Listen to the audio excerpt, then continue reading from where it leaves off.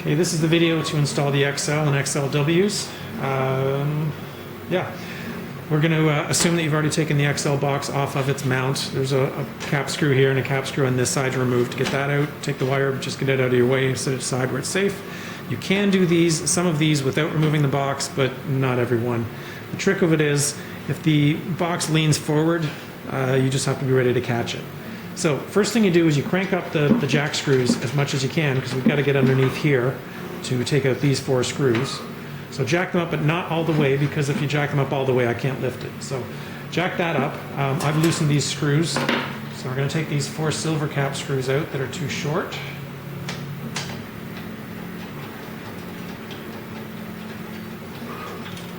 Okay, now we're going to replace them with some longer black screws, and when you're doing that, there's these plastic blocks that are just laying there. They just fall out.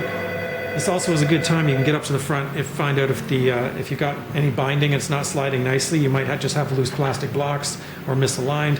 You can now get underneath and align the front blocks and the back blocks. So get your plastic blocks there. This will go in this orientation. This bracket's hanging down, and it's to the right-hand side. And what I'm going to do is I'm going to lift it up. I'm going to drop the blocks off. It always happens, but there we go. Slide the plate in, line up the holes, then put the plastic blocks back in place, and line up those holes. Like that. Okay, so single screw, single flat washer in each hole.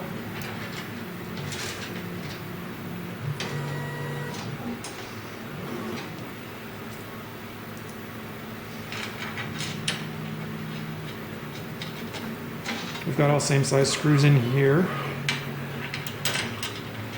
so you don't have to worry about that.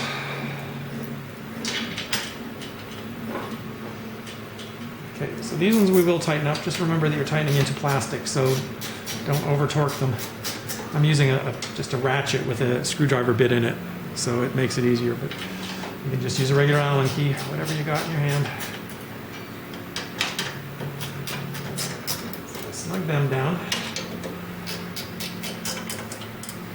Okay, so now that that's in place, next we're going to mount the rail. So the way the rail goes in is, you'll see we've got T-nuts in 3 sides and 1 is blank. The blank side faces the screen. So the screen is that way. I'm standing where the projector is right now. The lens would be sitting here. So screen's that way, so we want the blanks facing forward. Now what I want to do is I want to flip it up, and I want to look for the T-nuts, and I want to line them up so that they're right over top of the slots in the real D mount. We're just going to reuse those. Get them as close as you can. Good. Okay. Take a screw. This time we're using a lock washer and a flat washer. And what I'll do is I'll put the screw up through the hole in the slot, the real D slot, and then you can just flip it over and tighten it up. Now don't make it tight. Make sure it slides. Just barely, because there's a lot of threads catching there, so it'll fall out if you don't.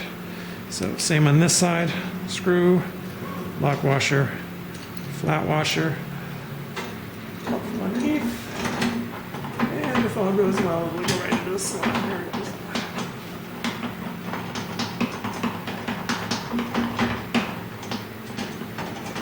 Oops, I missed it.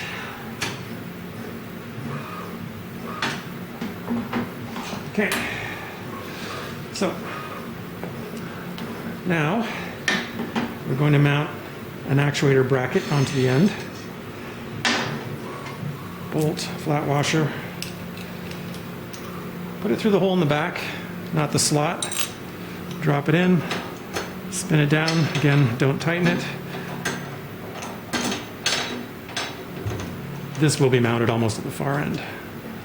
Okay, and one more lock nut, washer, and nut. Okay. And then do the same thing over here. Bolt, washer, again through the hole in the bottom of the bracket. Into its T-nut. And this will usually be on the far right-hand side of the bracket.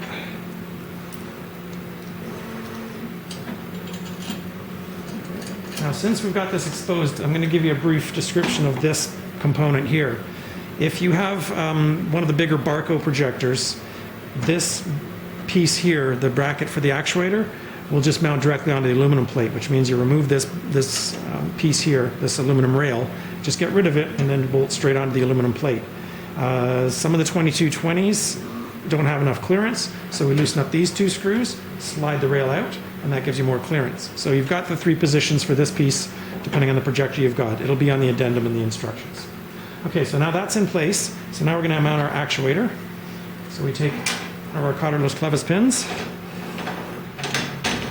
put it in there. Okay. Now the other ends may not line up. The holes may not line up. And if they don't and they're sticky, you can just put a screwdriver in and loosen it. You get a few turns before it makes any difference. So that close. Slide this over. Okay. More of these. Okay. So now we want to put it over here into the 2D position. So slide everything over. Get that to hit its end.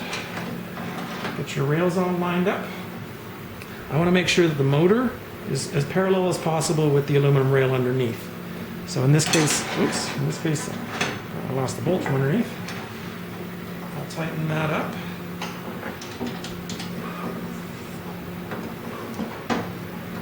So we're going to tighten up a few bolts here just so we can test function, and then we'll tighten everything up. So that one, 2 of the actuator bracket bolts, we don't have to get to the ones underneath because they're actually hard to get to. So you want to be able to test the motion without moving. Okay, so that's it. It's now basically mounted. I dropped that screw. We'll just forget that. Okay, so now we'll plug in, just temporarily, we're just going to plug in the control box. And we're going to actuate it because I want this to move. When you plug it in, it'll go to 3D. So just be prepared. And if it goes to 2D instead of 3D, you swap these wires. So in this case,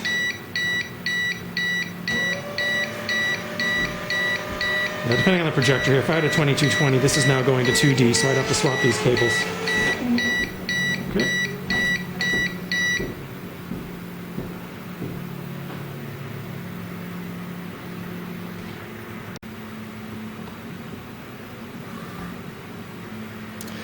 Okay, so what I've done is I've just grabbed a pib out of a projector because that's what we tie into. So rather than a whole projector, I've just got this.